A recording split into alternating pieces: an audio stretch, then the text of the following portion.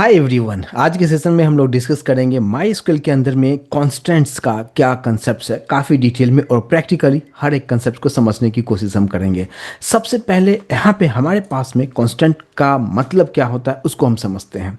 यहाँ पे कांस्टेंट्स का मतलब आपको ये समझना है कि एक सर्टेन रूल एंड रेगुलेशंस, या आप बोल सकते हैं कि जो भी फील्ड्स एक टेबल के अंदर में बनाया जा रहा है, क्या उसके अंदर में जो वैल्यू आप दे रहे हैं वो सही वैल्यू है या कुछ रूल रेगुलेशंस को वायलेट तो नहीं कर रहा है। उस सब चीज़ों को ध्यान में रखते हुए इस कांस्टेंट्स का यूज़ वहाँ पे हम लोग करते हैं। तो सबसे पहले एक एग्जांपल के थ्रू पहले समझेंगे और उसके बाद वापस से हम यहाँ पे आएंगे तो ज़्यादा बेटर तरीके से कंसेप्ट को आप समझ पाएंगे। अभी मैं आ चुका हूँ माई स्क्वेल वर्क बेंच पे और यहाँ पे कॉन्स्टेंट्स को समझने की कोशिश करते हैं कि क्या कॉन्स्टेंट्स होता है और क्यों इसकी ज़रूरत है। सबसे पहले यहाँ पे आप देखेंगे कि डेटाबेस, बहुत सारे डेटाबेस यहाँ पे हमने बनाए हुए हैं, बट यहाँ पे मैं आपके लिए एक फ्रेश डेटाबेस हम बनाएंगे और यहाँ पे हमने नाम दे दिया है क्रिएट डेटाबेस। एक डेटाबेस हम बना रहे हैं जिसका नाम हमने दे दिया है यहाँ पे कॉलेज नाम का एक डेटाबेस बना रहे हैं।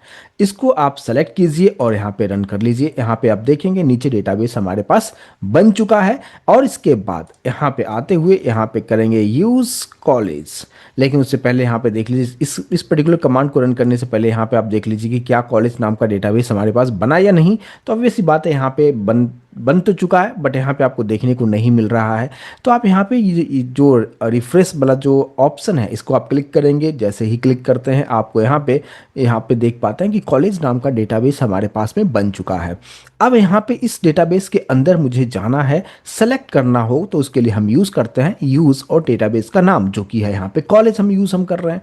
बस इसको सेलेक्ट करके यहाँ पे आप जैसे आप इसको रन करते हैं नीचे भी आप देख पाते हैं यूज़ कॉलेज ऑलरेडी यहाँ पे आ चुका है, साथ साथ यहाँ पे कॉलेज डेटाबेस सेलेक्ट हो चुका है। अब इसके अंदर आते हुए हम एक टेबल क्रिएट करते हैं जिसका नाम मैंने दे दिया है क्रिएट टेबल, और टेबल का नाम फॉर एग्जांपल मैंने यहाँ पे दे दिया ईएमपी नाम दे दिया है 1।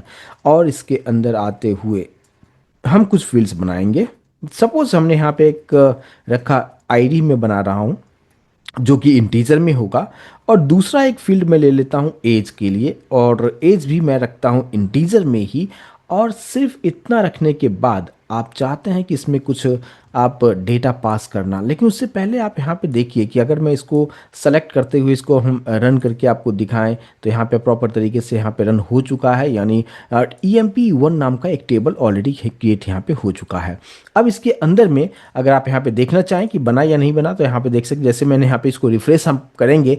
रिफ्रेश करने के बाद यहाँ पे टेबल्स के जस्ट पीछे आपको यहाँ पे एक छोटा सा ट्रायंगल साइन आपको देखने को मिलेगा। जैसे आप इस पर क्लिक करते हैं EMP1 ऑलरेडी यहाँ पे बन चुका है। अब इसके अंदर एक डेटा स्टोर करके देख लेते हैं हम। इंसर्ट इनटू, टेबल का नाम हमारे पास है EMP1 और डायरेक्टली मैं वैल्यूज पास कर देता हूँ कुछ इस तरीके से। आईडी में 1 पास कर दिया और एज जो है मैंने पास कर दिया -20 या 20 हमने पास कर दिया।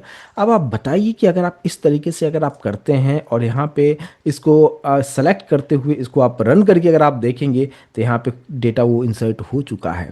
लेकिन अगर आप इसको चेक करना चाहें तो आप कैसे चेक करेंगे, यहाँ पे सेलेक्ट स्टार फ्रॉम, टेबल का नाम हमारे पास में है EMP1 और इसके बाद इसको आप सेलेक्ट कीजिए और रन करके देखिए। आपको यहाँ पे दिखा रहा है कि आईडी 1 है लेकिन उसका जो एज है -20 है। अब आप बताइए कि -20 क्या ये एक वैलिड एज है क्या? बिल्कुल नहीं है। तो यहाँ पे अगर आप दूसरा वैल्यू अगर आप देना चाहिए, आप सपोज आपने 2 दे दिया है और अब मैंने यहाँ पे दिया है 20 और फिर इसको आप सेलेक्ट करते हैं या आप रन करके देखिए और यहाँ पे फिर से आप एक बार चेकआउट कर लीजिए सेलेक्ट स्टार फ्रॉम टेबल का जो नाम है और फिर रन करके देखिए। यहाँ पे देखिए सेकेंड वाला जो है यहाँ पे 20 आपको दिखा रहा है। मतलब अब यहाँ पे ये हो रहा है कि आप पॉजिटिव वैल्यू भी दे पा रहे हैं, निगेटिव वैल्यू भी दे पा रहे हैं, बट आप सबको समझ में आ रहा होगा कि यहाँ पे माइनस तो एज जो होगा माइनस में नहीं होना चाहिए। तो यहीं पे रोल आता है किसका? कांस्टेंट का, जहां पे वो एक सर्टेन रूल एंड रेगुलेशंस लेके आता है कि जो भी आप फील्ड्स बना रहे हैं आप किस तरह का वैल्यू वहां पे देना चाहते हैं। आप ये बोल सकते हैं कि वैलिडेशन यहाँ पे कंसेप्ट आ जाता है कि आप किस तरीके से जो भी वैल्यू दिया जाएगा उसको वैलिडेट करते हुए हमें वैल्यू को देना है। लेकिन मेन कंसेप्ट है कि यहाँ पे हमारे पास कितने अलग अलग टाइप्स के कॉन्स्टेंट्स हम माई में यूज़ हम करते हैं। सबसे फर्स्ट अगर हम बात करें जहाँ पे हमारे पास में आता है नॉट नल। नॉट नल का मतलब ये होगा कि अगर आपने एक फील्ड्स आप एक टेबल बनाया है, उसमें आपने बहुत सारे फील्ड्स आपने बनाए हैं, लेकिन आप चाहते हैं कि यूज़र जो कुछ भी डेटा वहाँ पे दे, एक सर्टेन सपोज आप एज्यूम कीजिए कि आपने एक टेबल बनाया, उसके अंदर में एक नेम नाम का आपने एक फील्ड बनाया, और आप चाहते हैं कि नेम में कंपलसरी तौर पे यूज़र इन्फॉर्मेशन दे, उस फील्ड को खाली नहीं छोड़ना चाहिए। तो उसके लिए हम यहाँ पे नॉट नल हम यूज़ हम करते हैं। सेम उसी तरीके से हमारे पास आता है यूनिक। तीसरा में आ जाता है हमारे पास प्राइमरी की, फिर आता है फॉरेन की, और फिर चेक एंड फिर डिफ़ॉल्ट। अब सभी के बारे में हम वन बाय वन और प्रैक्टिकली कंसेप्ट को समझते हुए यहाँ पे करके प्रैक्टिकली करके हम समझेंगे। सबसे पहले नॉट नल का मतलब क्या होता है, मैं यहाँ पे आपको समझाने की कोशिश करूँ। यहाँ पे देखिए, नॉट नल का मतलब ये जो कॉन्स्टेंट है, इसका काम क्या है, ensures a column can not store null values. मतलब यूज़र जो कुछ भी इनपुट देगा एक फील्ड्स के अंदर में, वो ब्लैंक नहीं होना चाहिए। मीन्स वहाँ पे जो भी वैल्यू है, कुछ ना कुछ तो वैल्यू वहाँ पे कंपलसरी तौर पे उसको देना है, उसको खाली नहीं छोड़ सकता है। तो उसको हम किस तरीके से हम प्रैक्टिकली करके हम कैसे देखते हैं, उसको हम देखते हैं। चलिए, तो अभी हम वापस से आ चुके हैं अपने माइस्क्ल वर्कबेंच पे, और सेम वही डेटाबेस हम रखेंगे, लेकिन यहाँ पे टेबल का नाम हम अलग अलग हम चेंज करके कंसेप्ट को समझने की कोशिश हम करेंगे। अभी देखिए, अभी हमने EMP1 बनाया था, और अब मैं यहाँ पे एक बना देता हूँ, EMP2 नाम का एक टेबल में बनाना चाह रहा हूँ, जिसके अंदर में आईडी इंटीजर में ले लिया मैंने, और यहाँ पे मैंने ले लिया नेम। नेम का जो इसका डेटा टाइप है मैंने वैर रखा है, और इसका जो साइज़ है मैंने यहाँ पे 50 मैंने दे दिया है।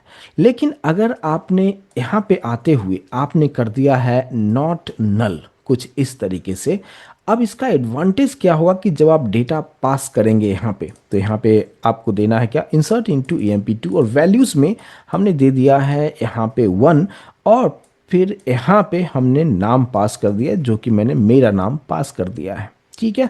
इसके बाद अगर आप यहाँ पे चेकआउट करना चाहें, लेकिन सबसे पहले इसको हमें सभी को रन भी करना होगा, तो सबसे पहले क्रिएट टेबल को सेलेक्ट करेंगे, जिसका नाम हमने रखा है EMP2, और आईडी इंटीजर में है, और यहाँ पे हमने नॉट नल यूज़ किया है।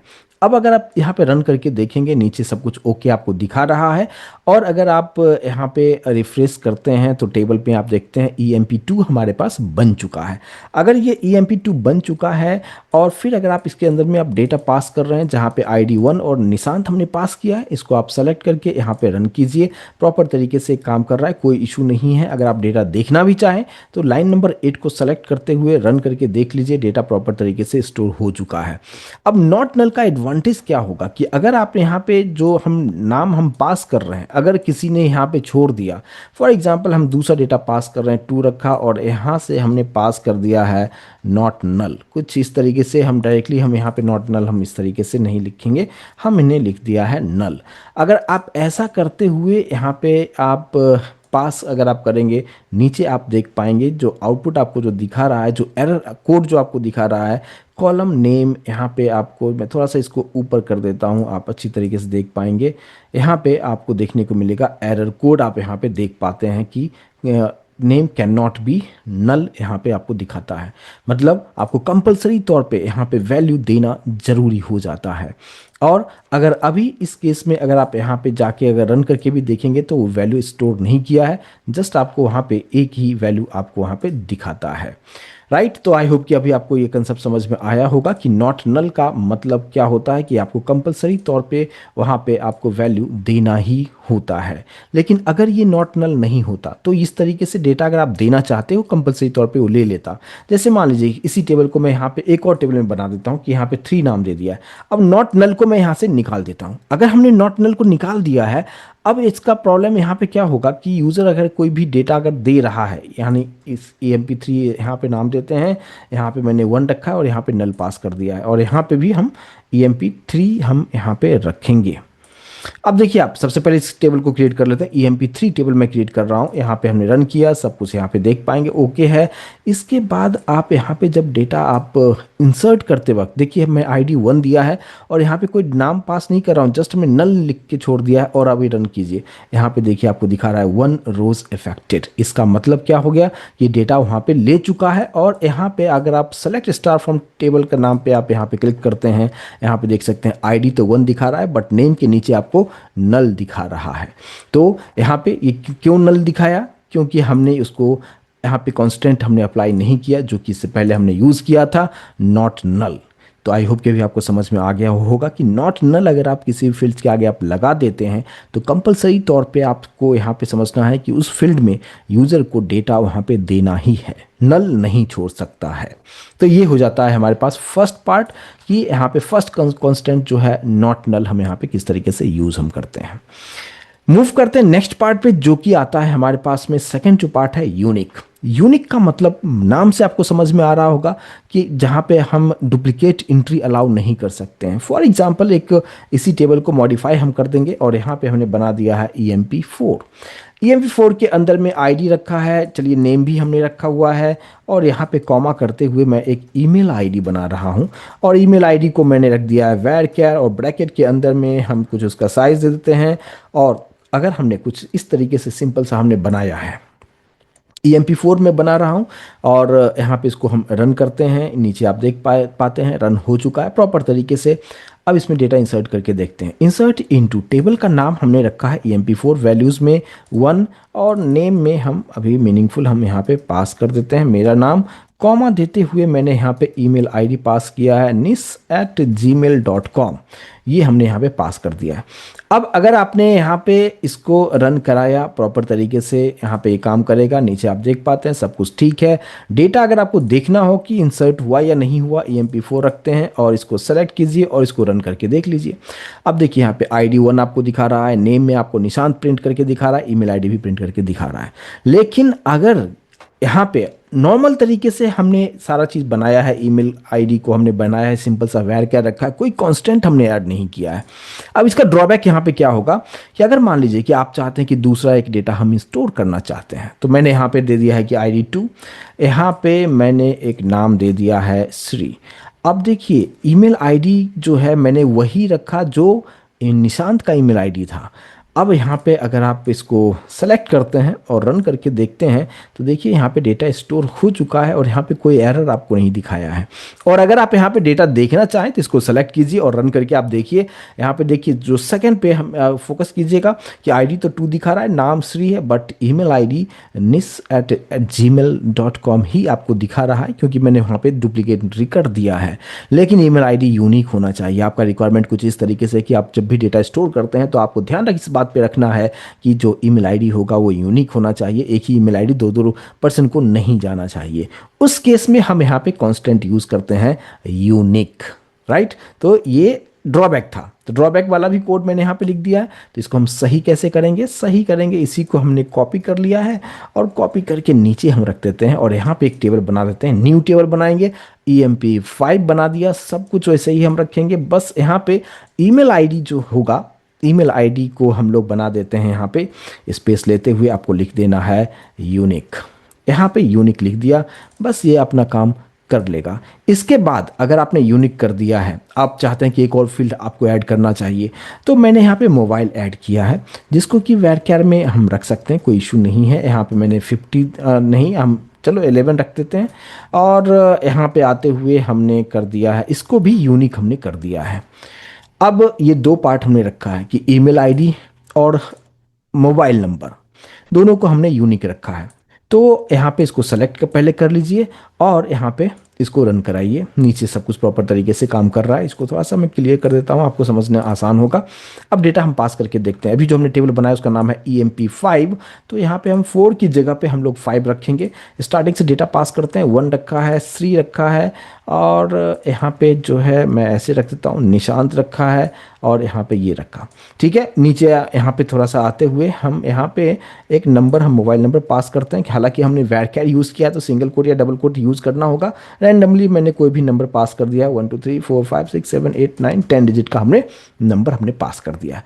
अब देखिए अगर आप इसको अभी इसको सेलेक्ट आपने किया है, सेलेक्ट करने के बाद इसको आपने रन किया है, सब कुछ ओके है। अब हम दूसरा डेटा हम पास करेंगे जो कि हमने कर दिया है 2, और यहाँ पे हम सेम वही डेटा अगर हम लेते हैं और आप मोबाइल नंबर अभी डिफरेंट रखते हैं फिलहाल, मैंने यहाँ पे लास्ट में हमने चेंज कर दिया, 3 लिख दिया है। अब इससे क्या होगा कि आप देखेंगे कि यहाँ पे हमारे पास ID2 है और नाम जो है मैं रख देता हूँ श्री, रख दिया है। ईमेल आईडी वही रखा है। क्या ये डेटा इंसर्ट होगा? अभी जस्ट हम ऊपर वाले एग्जांपल में देखा था जहाँ पे यूनिक नहीं था, तो हमने दोनों ही जो आईडी जो था उसको हमने सेम ईमेल आईडी दिया और वो प्रॉपर तरीके से ले भी लिया था। लेकिन अभी वाले केस में जब आप इसको रन करेंगे तो देखिए नीचे जो आप यहाँ पे देख पाते हैं एरर कोड आपको दिखा रहा है, क्या डुप्लीकेट एंट्री nis@gmail.com फॉर की, इस तरीके से आपको दिखा रहा है। तो यहाँ पे डुप्लीकेट एंट्री को वो रोक रहा है और ये होता है एडवांटेज यूनिक का। ठीक है, तो इसको आप सही कर लेते हैं, तो इसको हम सही कर लेते हैं। यहाँ पे मैंने लिख दिया है sri@gmail.com और ईमेल आईडी जो है, ईमेल आईडी हमने यहाँ पे दे दिया, मोबाइल नंबर हमने यहाँ पे कुछ अलग ही हमने रखा हुआ है और फिर इसको हम सेलेक्ट करते हैं और सेलेक्ट करने के बाद फिर से हम यहाँ पे रन करते हैं। अभी आप देख पाते हैं ये प्रॉपर तरीके से काम कर रहा है। एक बार हम डेटा चेक करके देख लेते हैं, तो यहाँ पे हम सेलेक्ट स्टार फ्रॉम टेबल का नाम और यहाँ पे हम इसको रन करके देखते हैं। प्रॉपर तरीके से आप देख सकते हैं कि आईडी 1 है और नाम भी सही है, ईमेल आईडी दोनों का डिफरेंट है, मोबाइल नंबर भी डिफरेंट है। लेकिन अगर आप मान लीजिए मोबाइल नंबर को भी एक बार हम चेक करके हम देख लेते हैं कि अगर आप ऐसा करते हैं कि मोबाइल नंबर जो है हम एक और एम्प्लॉय आईडी हम ऐड करते हैं 3, जहाँ पे हमने एक नाम दे दिया राम, ईमेल आईडी हमने रखा है ram@gmail.com और मोबाइल नंबर हम सेम वही मोबाइल नंबर रख रहे हैं जो हमने इससे पहले वाले को दिया था। मोबाइल नंबर हम चेंज नहीं किया हमने। और आप देखिए यहाँ पे आप बता रहा है आपको डुप्लीकेट एंट्री, यहाँ पे आप देख सकते हैं ये जो मोबाइल नंबर है वो बता रहा है कि ऑलरेडी पहले से रखा है और वो यूनिक है, तो इस बात पे आपको ध्यान देना है, डेटा को इंसर्ट नहीं किया उसने। और अगर आपने डेटा को इंसर्ट नहीं किया तो अगर आप यहाँ पे जाके चेकआउट करेंगे तो आपको सिर्फ 2 ही डेटा आपको दिखा रहा है, थर्ड डेटा हमारे पास यहाँ पे देखने को नहीं मिल रहा है। तो यहाँ पे हमें कंपलसरी तौर पे नंबर को भी हमें चेंज करना होगा क्योंकि इसको भी हमने यूनिक किया हुआ है। इसको आप सेलेक्ट कीजिए और फिर अगर आप रन करके देखेंगे तो ये प्रॉपर तरीके से काम करेगा। और डेटा भी अगर आप देखना चाहें तो अभी आप देख सकते हैं 3 डेटा हमारे पास में आ चुका है और सभी का ईमेल आईडी और मोबाइल नंबर सबका यूनिक है, तो ये प्रॉपर तरीके से काम किया है। तो ये होता है कॉन्स्टेंट्स का काम कि आपका जो कुछ भी डेटा आप दे रहे हैं वो एक वैलिडेट करके आप फिर डेटा को स्टोर आप कर रहे हैं। अगर हमने यूनिक नहीं लिखा होता तो आप वहाँ पे देखते ईमेल आईडी आप सेम भी अगर देते तो भी ले लेता, मोबाइल नंबर सेम भी देते तो भी ले लेता, तो ये एडवांटेज हो जाता है। तो हमने 2 कॉन्स्टेंट्स हमने देख लिया, यहाँ पे नॉट नल हमने देख लिया और फिर हमने यूनिक को भी हमने देख लिया। यहाँ पे एक गौर करने वाली ये बात है कि जब कभी कभी इंटरव्यू में सवाल किया जाता है कि यूनिक जो है एक टेबल के अंदर में हम कितने यूनिक लिख सकते हैं, जितना भी चाहें, जितने भी आप फील्ड्स बनाना चाहते हैं, जैसे हमने ईमेल रखा है, यहाँ पे मोबाइल रखा और दोनों को हमने यूनिक कर दिया है, तो आप कर सकते हैं, कोई इशू नहीं आता है। और इस पॉइंट पे हम थोड़ी देर में और हम डिस्कस हम करेंगे, बट फिलहाल हमने 2 चीज़ों को डिस्कस हमने कर लिया। मूव करते हैं थर्ड वाले पार्ट पे जो कि आता है प्राइमरी की। प्राइमरी की किस तरीके से काम करता है, देखिए कि प्राइमरी की का मतलब ये होता है, अभी जो हमने डिस्कस किया नॉट नल और प्लस लगा दीजिए यूनिक। तो ये जो कंसेप्ट होता है ना कि नॉट नल और साथ साथ यूनिक दोनों को अगर आप मिला दो तो आप उसी को आप प्राइमरी की आप बोल सकते हैं। बस अब इसका कैसे होगा उसको भी एक एग्जांपल के थ्रू हम समझ लेते हैं। यहाँ पे हम लोग सबसे पहले ऊपर जो भी चीज़ें हैं यहाँ पे नीचे इसको क्लियर कर देता हूँ और यहाँ पे एक फ्रेश टेबल हम बनाएंगे आपके लिए। देखिए यहाँ पे सबसे पहले मैंने यहाँ पे क्रिएट टेबल करते हैं जिसका नाम हमने कहाँ तक टेबल बहुत सारे एम्प्लॉय बना दिए हैं, यहाँ पे 5 तक बना दिया। चलो ठीक है, एक और हम बना लेते हैं, EMP6 हमने बना दिया है। तो क्रिएट टेबल EMP6 नाम का एक हमने टेबल हम बना रहे हैं और इसके अंदर में हम क्या क्या फील्ड्स रखेंगे इस पे हम थोड़ा सा फोकस करते हैं। आईडी जो है हम रखते हैं, एक आईडी ले लिया या इसका नाम दे देता हूँ ऐसे एम्प्लॉय आईडी, जिसको कि इंटीजर में रखा। अब इंटीजर जो होगा इसके बाद मैं चाहता हूँ कि ये जो है नॉट नल वाला जो कंसेप्ट है वो भी काम करे, साथ में मैं चाहता हूँ कि ये यूनिक भी होना चाहिए। दोनों ही कांस्टेंट को मैंने यहाँ पे ऐड कर दिया है, यानी एम्प्लॉय आईडी जो होगा आप उसको खाली नहीं छोड़ सकते हैं, कंपलसरी तौर पे डेटा देना है। दूसरा वो यूनिक भी होना चाहिए। दोनों पार्ट हो गया, नीचे आते हैं। इसके बाद हमने यहाँ पे नेम दे दिया, नेम हमने varchar हमने रखा और varchar हमने कुछ इस तरीके से दे दिया है। और बस 2 ही फील्ड्स हम फिलहाल हम लेके चलते हैं और इसको सेलेक्ट करते हैं और इसको रन करते हैं और यहाँ पे नीचे टेबल हमारे पास बन चुका है। अगर ये टेबल बन चुका है तो डेटा को इंसर्ट करके देखिए, इंसर्ट इनटू टेबल का नाम हमारे पास क्या है, EMP6 है। अगर EMP6 है और मैं डायरेक्टली वैल्यूज़ हम कुछ इस तरीके से हम पास कर दें, आईडी को हमने 1 पास कर दिया है, कॉमा देते हुए नाम हमने पास कर दिया जो कि मैंने पास कर दिया है निशांत। ठीक है, प्रॉपर तरीके से काम करेगा। यहाँ पे इसको सेलेक्ट कीजिए, यहाँ पे आप रन करेंगे, डेटा इंसर्ट हो चुका है। बोलेंगे ये तो आम बात था, पहले पहले भी हम इसी तरीके से कर रहे थे। अब डिफरेंस क्या है इस चीज़ को समझिए। अब अगर आपने यहाँ पे नॉट नल का मतलब अभी अभी आपको यहाँ पे क्या समझ में आएगा कि अगर ये डेटा हमने रखा है। अच्छा चलिए एक बार हम डेटा देख लें कि प्रॉपर तरीके से डेटा स्टोर हुआ है कि नहीं। तो सेलेक्ट स्टार फ्रॉम EMP6 हम करेंगे, लास्ट में सेमी कॉलन देते हुए यहाँ पे हम रखेंगे। ऐसे यहाँ पे भी सेमी कॉलन जरूर दीजिएगा और इसको सेलेक्ट करते हुए इसको रन कर लीजिए। आप देखिए एम्प्लॉय ID 1 और नेम निशांत प्रॉपर तरीके से प्रिंट करके दिखा रहा है। अब ये लगाने का एडवांटेज क्या हुआ उसको आप समझते हैं। हम डेटा कुछ अलग हम तरीके से हम देंगे। यहाँ पे इसी को हम कॉपी कर लेते हैं, कॉपी करते हुए नीचे रखते हैं। अब देखिए अगर मैं यहाँ पे 1 की जगह पे नल दे दूँ तो क्या होगा, क्योंकि नॉट नल हमने अभी रखा हुआ है। नॉट नल को हमने यहाँ पे जो एग्जाम्पल्स हम यहाँ पे जो देख रहे हैं हमने, ये आप देख पाते हैं यहाँ पे देखिए नॉट नल, और मैंने यहाँ पे पास हमने कर दिया है नल। ठीक है, और यहाँ पे कुछ दूसरा वैल्यू हम पास कर देते हैं। यहाँ पे मैंने पास कर दिया है श्री, हमने पास कर दिया है। अगर आपने श्री यहाँ पे पास किया है और अब यहाँ पे देखिए इसको सेलेक्ट कीजिए और इसको रन कीजिए। रन करने के बाद नीचे आप देखिए एरर कोड आपको दिखा रहा है, EMP_ID कैन नॉट बी नल। तो ये नल तो यहाँ पे डिफाइन हो गया है और उसके अकॉर्डिंगली आप कंसेप्ट समझ के में आ गया होगा कि हाँ हमें नल वैल्यू तो नहीं पास करना है। दूसरा यूनिकनेस की हम बात करते हैं। तो ऑलरेडी 1 डेटा हम पास कर चुके हैं, फिर से मैंने 1 पास किया है और फिर इसका जो 1 है ये ID हम श्री को भी देना चाहते हैं, वही 1 हमने निशांत को भी दिया था। इसको भी आप यहाँ पे इसको सेलेक्ट करके इसको रन करके देखिए, नीचे एरर कोड आप यहाँ पे आप देख पाते हैं कि आपको यहाँ पे आपको बता रहा है। इसको मैं एक बार इस तरीके से कर देता हूँ, फिर से इसको मैं सेलेक्ट करके इसको रन कराते हैं। अभी आप देखिए यहाँ पे बता रहा है डुप्लीकेट एंट्री 1 फॉर की। तो यहाँ पे 1 ऑलरेडी हम निशांत को दे चुके हैं, दोबारा हम 1 श्री को नहीं दे सकते हैं। तो ये दोनों ही चीज़ें आपको समझ में आ गया होगा कि नॉट नल और यूनिक मैंने एक साथ हम यूज़ हम कर सकते हैं। लेकिन अब दोनों को हम एक साथ यूज़ करना है तो आप इतना नहीं लिखते हुए आप जस्ट लिख दीजिए प्राइमरी की। कितना काम आसान हो गया। अब इसी से हम दोनों चीज़ को हम टेस्ट कर सकते हैं। अब देख सकते हैं यहाँ पे कि ऑलरेडी हमने डेटा को जो स्टोर हमने करके रखा हुआ था, यहाँ पे इसको अगर आप देखेंगे कि इसको मैं सेलेक्ट किया है और सेलेक्ट करने के बाद आप इसको एक बार मैं नीचे क्लियर कर देता हूँ ताकि आपको आउटपुट जो है इसके अकॉर्डिंगली देखने को मिलेगा। इसको मैंने सेलेक्ट किया, ठीक है, सेलेक्ट किया, 1 दिया है। आप जानते हैं 1 ऑलरेडी हम पहले से निशांत को ID दे चुके हैं और ऊपर में हमने क्या रखा है, यहाँ पे प्राइमरी कीज रखा हुआ है। अब अगर आप इसको रन करके देखेंगे, देखिए बता रहा है डुप्लीकेट एंट्री, यहाँ पे उसने अलाउ नहीं किया, डेटा स्टोर नहीं किया उसने। सेम उसी तरीके से अगर मैंने यहाँ पे नल भी अगर मैं कर दूँ, ठीक है, अब ध्यान दीजिएगा ऊपर में नॉट नल नहीं लिखा है, यूनिक नहीं लिखा है, हमने जस्ट प्राइमरी की लिखा है। तो प्राइमरी की का मतलब दोनों ही काम करेगा। अब इसको सेलेक्ट कीजिए और फिर से आप रन करके देख लीजिए। यहाँ पे आपको दिखा दिया कि यहाँ पे can not be null.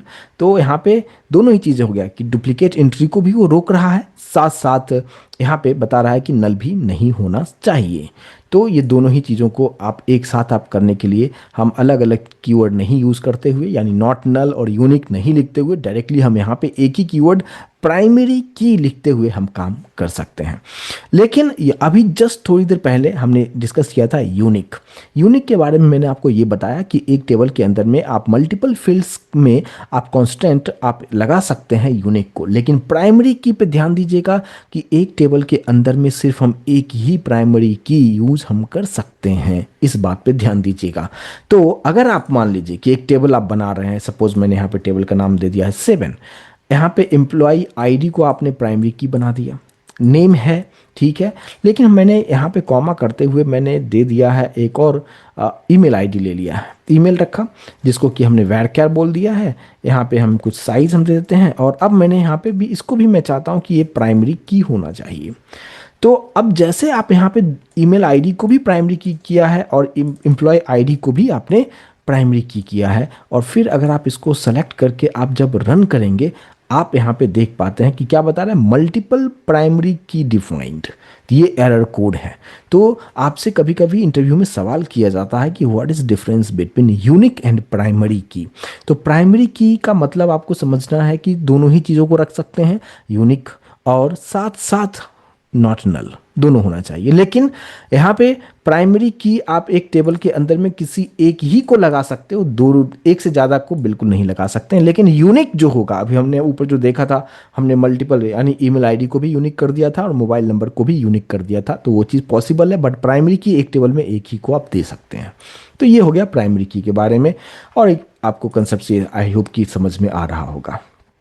Move करते हैं, हमारे पास में एक और हमारे पास में आ जाता है जिसको हम कहते हैं यहाँ पे चेक। चेक का मतलब वो भी कांस्टेंट है जिसके हेल्प से हम कुछ कंडीशनल चीज़ों को चेक करते हुए डेटा को वैलिडेट हम करेंगे। यहाँ पे हम एक और टेबल हम बनाना चाहेंगे।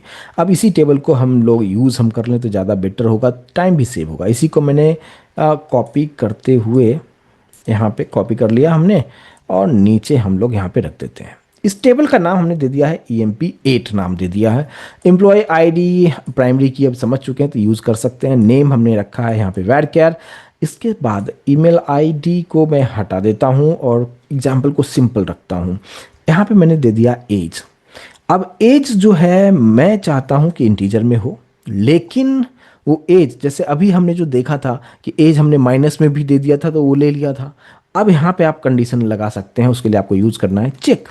ब्रैकेट आपको यूज़ करना है, इसके अंदर में आपको बताना है कि एज जो होगा greater than equals to zero, zero हो या उससे ज़्यादा हो सकता है। एज हो सकता है ना, जिस कभी एक बच्चे का जन्म हुआ तो वो जीरो ही उसका एज जो होगा 0 ईयर्स में होगा। तो हम इस तरीके से हम कर सकते हैं कि एज जो होगा वो जीरो हो या उससे ग्रेटर ही होना चाहिए, यानी निगेटिव वैल्यू में एज नहीं होना चाहिए। तो चेक करते हुए चेक लिखना है और ब्रैकेट के अंदर आप कंडीशन को लगा सकते हैं, और फिर इसको आप सेलेक्ट कीजिए और फिर रन कीजिए। नीचे आप यहाँ पे देख सकते हैं ग्रीन टिक आपको दिखा रहा है, मतलब ऑल ओके है।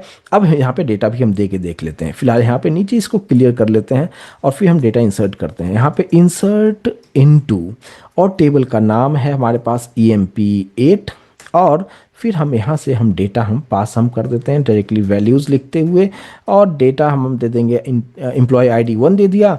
नेम हमने कुछ हमने यहाँ पे दे दिया है राम, और यहाँ पे आते हुए मैंने दे दिया है -1। अब देखिए -1 अगर आप इस तरीके से देते हैं, लास्ट में सेमीकोलन जरूर डाल दीजिए और उसके बाद आप यहाँ पे इसको रन करके देखिए।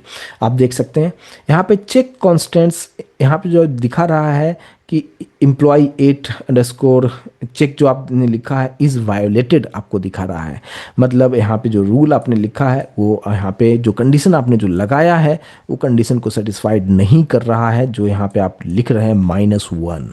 तो आप अब सबसे फर्स्ट एग्जांपल जो मैंने आपको समझाने की कोशिश किया था कांस्टेंट को, वहाँ पे हमने माइनस में डेटा दिया था, माइनस में डेटा ले लिया था। लेकिन अभी आप देखिए कि हमने जब ये चेक कांस्टेंट लगाया और कंडीशन ये लगाया तो ये कंडीशन सेटिस्फाइड होना चाहिए तो ही वो डेटा लेगा। अभी यहाँ पे देखिए माइनस को मैं हटा देता हूँ, अगर मैं यहाँ पे 1 रखता हूँ और फिर इसको आप सेलेक्ट करते हुए अब आप इसको रन कीजिए। जब आप यहाँ पे इसको रन करेंगे ये प्रॉपर तरीके से टिक हो चुका है, 1 रो अफेक्टेड आपको दिखा रहा है। डेटा अगर आप देखना चाहें तो यहाँ पे आप देख लीजिए, सेलेक्ट स्टार फ्रॉम टेबल का नाम है EMP8, और फिर अगर आप इसको सेलेक्ट कीजिए और रन करके देखिए, यहाँ पे एम्प्लॉय आईडी 1 है, नाम है राम और एज है 1। तो इस तरीके से आप अपने रिक्वायरमेंट के अकॉर्डिंगली कंडीशंस आप यहाँ पे लगा सकते हैं। चेक कांस्टेंट के अंदर ब्रैकेट आपको यूज़ करते हुए इसके अंदर less than sign, greater than sign आप यूज़ आप कर सकते हैं। डिफ़ॉल्ट में किस तरीके से काम करते हैं, देखिए डिफ़ॉल्ट का मतलब ये होता है कि अभी हम यहाँ पे इसी को कॉपी कर लेते हैं फिलहाल, और इसी को कॉपी करते हुए यहाँ पे एक और हम टेबल बनाएंगे जिसका नाम हमने दे दिया है 9, और ये सही है नेम वैरकेर को मैं ऐसे करता हूँ नॉट नल, ताकि खाली इसको नहीं छोड़ना है। और इसके बाद यहाँ पे एज जो है रहने देते हैं, एज को भी रखते हैं। अब कंसेप्ट समझ में आ चुका है तो, और यहाँ पे ना हम ऐसा रख देते हैं कि एज जो होगा 18 से लेके 18 हो या उससे ग्रेटर हो, अब उसी का एंट्री आप यहाँ पे दे सकते हैं। और नीचे आते हैं, अब यहाँ पे हम एक फील्ड ले लेते हैं सिटी, और इसका जो डेटा टाइप है वैरकेर रख देते हैं, और यहाँ पे जो है इसका जो लिमिट है 50 कर देता हूँ मैं। 50 करने के बाद अब यहाँ पे मुझे यूज़ करना है एक कांस्टेंट जिसका नाम होता है डिफ़ॉल्ट के अंदर मैं सिंगल कोट के अंदर मैंने लिख दिया है पुणे। इसका मतलब ये होगा कि अगर यूज़र ने सिटी में कोई भी डेटा नहीं देता है तो बाय डिफ़ॉल्ट वहाँ पे पुणे ऑटोमेटिक आ जाएगा, ये आपको देने की ज़रूरत नहीं होगी। कैसे होगा इसको करके एक बार देख लेते हैं। सबसे पहले नीचे वाले को हम क्लियर कर लेते हैं, और फिर सबसे पहले जो हमने टेबल का जो क्रिएट किया है इसको हम सबसे पहले रन करके देख लेते हैं एक बार। यहाँ पे इसको सेलेक्ट कीजिए, सेलेक्ट करने के बाद यहाँ पे इसको रन कर लीजिए। यहाँ पे आप देख सकते हैं कि टेबल यहाँ पे क्रिएट हो चुका है प्रॉपर तरीके से। अब यहाँ पे डेटा को इंसर्ट हमें करना है, तो यहाँ पे हम लिखेंगे क्या, insert into. Insert into table का नाम EMP9 है, और यहाँ पे ब्रैकेट में जो जो फील्ड्स है उसके अकॉर्डिंगली हम करेंगे। यहाँ पे एम्प्लॉय आईडी है, उसके बाद नेम है, इसके बाद एज है, और इतना ही। हम सिटी हम पास नहीं करते हैं, ठीक है। और फिर यहाँ पे हम वैल्यूज़ लिखेंगे, और वैल्यूज़ के अंदर ब्रैकेट के अंदर में आते हुए आईडी पास कर दिया 1, यहाँ पे मैंने पास कर दिया है निशांत, और यहाँ पे एज पास कर दिया है मैंने 30, और यहाँ पे बस इतना ही दे दिया हमने। देखिए हमारे पास टोटल फील्ड्स है 4, टोटल 4 फील्ड्स है हमारे पास में। तो आईडी पास कर दिया, नेम पास कर दिया, एज पास कर दिया, सिटी हमने पास नहीं किया है, ठीक है। और यहाँ पे सेमीकोलन दे दीजिए, इसको सेलेक्ट करके इसको रन करके देख लीजिए। यहाँ पे आप देखेंगे कि 1 रोज अफेक्टेड। इसके बाद आप डेटा चेकआउट करना चाहते हैं तो यहाँ पे सेलेक्ट स्टार फ्रॉम, टेबल का नाम है EMP9। और अब अगर आप इसको आप रन करके अगर आप देखते हैं तो देखिए आप यहाँ पे सिटी के नीचे यहाँ पे पुणे आपको देखने को मिल रहा है। हमने पास नहीं किया था। बाय डिफ़ॉल्ट अगर यूज़र नहीं दे रहा है तो बाय डिफ़ॉल्ट वो पुणे वहाँ पे स्टोर कर लेगा वो। तो कुछ इस तरीके से यहाँ पे डिफ़ॉल्ट कांस्टेंट यहाँ पे काम करता है कि अब आप यहाँ पे एक चीज़ और आपके माइंड में आता होगा कि अगर मैं चाहता हूँ कि ये डिफ़ॉल्ट वैल्यू का मुझे यूज़ नहीं करना है और मैं यहाँ पे कुछ दूसरा वैल्यू देना चाहता हूँ, फॉर एग्जांपल मैं इसी को थोड़ा सा मॉडिफाई कर दूंगा कुछ इस तरीके से। इसी लाइन को कॉपी कर लिया, कॉपी करते हुए नीचे रख दिया है, और यहाँ पे कॉमा करते हुए सिटी भी पास करना है। तो हम यहाँ पे आते हैं और यहाँ पे मैंने लिख दिया है श्री, यहाँ पे आईडी कर देंगे हम 2, मैंने कर दिया है 20, और यहाँ पे सिटी पास कर दिया है दिल्ली, ठीक है। अब क्या होगा, यहाँ पे कौन सा डेटा लेगा, दिल्ली लेगा या पुणे लेगा। अभी आपको ये समझना है कि अगर यूज़र कुछ नहीं दे रहा है तो पुणे लेगा, लेकिन अगर यहाँ पे हमने दिल्ली पास किया है तो ऑब्वियस सी बात है वो दिल्ली को ही कंसीडर करेगा और उसी को स्टोर करेगा। इसको सेलेक्ट करते हैं, इसको रन करके देखते हैं, यहाँ पे देखेंगे सब कुछ ठीक है। और फिर से हम एक बार डेटा को चेकआउट कर लें। अब आप यहाँ पे देखिए, यहाँ पे आप सिटी वाले फील्ड में फर्स्ट वाले में बाय डिफ़ॉल्ट जो वैल्यू था पुणे, हमने कुछ दिया नहीं था तो पुणे ले लिया, लेकिन दूसरे केस में हमने दिल्ली दे दिया था तो वो दिल्ली को लिया, पुणे को नहीं लिया। तो मैं उम्मीद करता हूँ कि ये डिफ़ॉल्ट वाला पार्ट अभी आप अच्छी तरीके से समझ गए होंगे कि किस तरीके से यहाँ पे यूज़ हम करते हैं। तो अभी जो मैंने आपको बताया कि हमने क्या क्या कॉन्स्टेंट्स हमने देखा, सबसे फर्स्ट वाला जो पार्ट था हमारे पास नॉट नल, ब्लैंक नहीं छोड़ना है, नॉट नल का मतलब। दूसरा यूनिक, यूनिक का मतलब मीनिंगफुल है कि डुप्लीकेट एंट्री नहीं होना चाहिए। जैसे ईमेल आईडी के लिए यूज़ कर सकते हैं, आधार कार्ड के लिए नंबर के लिए यूज़ कर सकते हैं, फ़ोन नंबर के लिए यूज़ कर सकते हैं, और जिसको भी आपको यूनिक बनाना हो यूनिक लिख दीजिए।